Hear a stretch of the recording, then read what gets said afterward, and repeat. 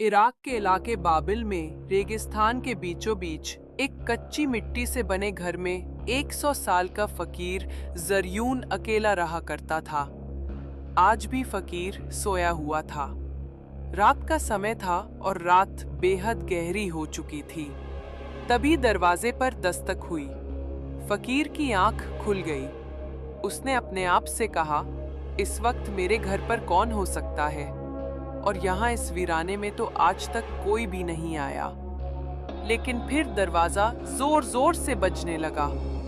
फकीर अपने बिस्तर से उठा और जैसे ही उसने दरवाजा खोला, बाहर का मंजर देखकर दंग रह गया। वहां दो जवान खूबसूरत लड़कियां खड़ी थी, मरियम और सायरा। जैसे ही फकीर ने उन लड़कियों को देखा, उसे उनमें अजीब सी कशिश महसूस हुई।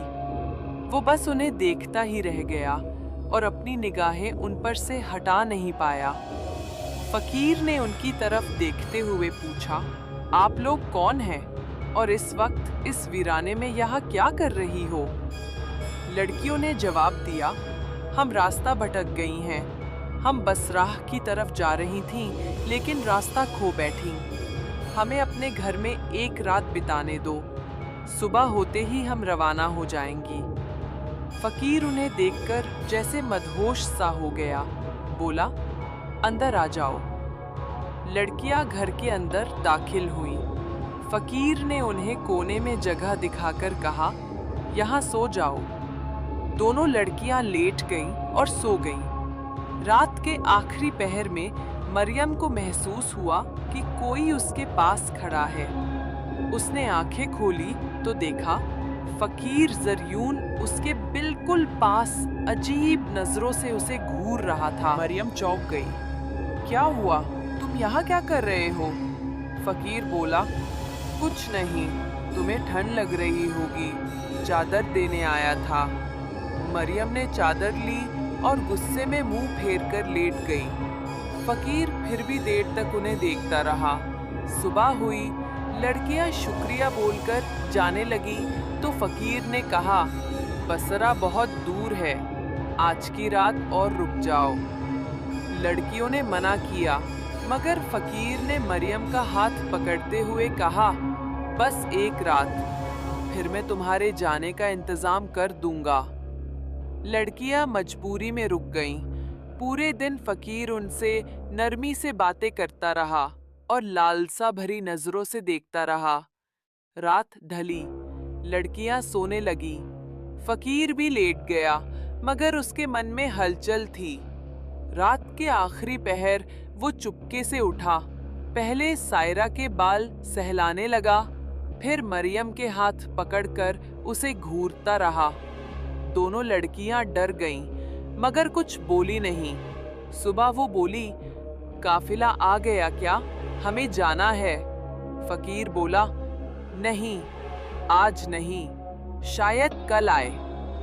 वे फिर रुक गईं। फकीर दिन भर उन्हें उसी तरह देखता रहा जैसे शिकारी अपने शिकार को देखता है। तीसरी रात आने पर लड़कियां चौकन्नी हो चुकी थीं।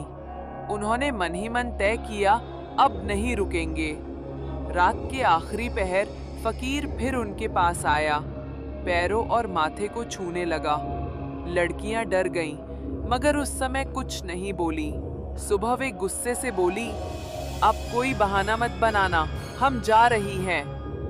फकीर रास्ता रोककर बोला, तुम यहाँ से नहीं जा सकती, तुम्हारी आवाज सुनने वाला कोई नहीं है। लड़कियां चिल्लाईं, हटो हमारे रास्ते से। फकीर बोला, तुम जिस शख्स की तलाश में बसरा जा रही हो, क्या पता वो यहीं हो? लड़कियां चौंक गईं।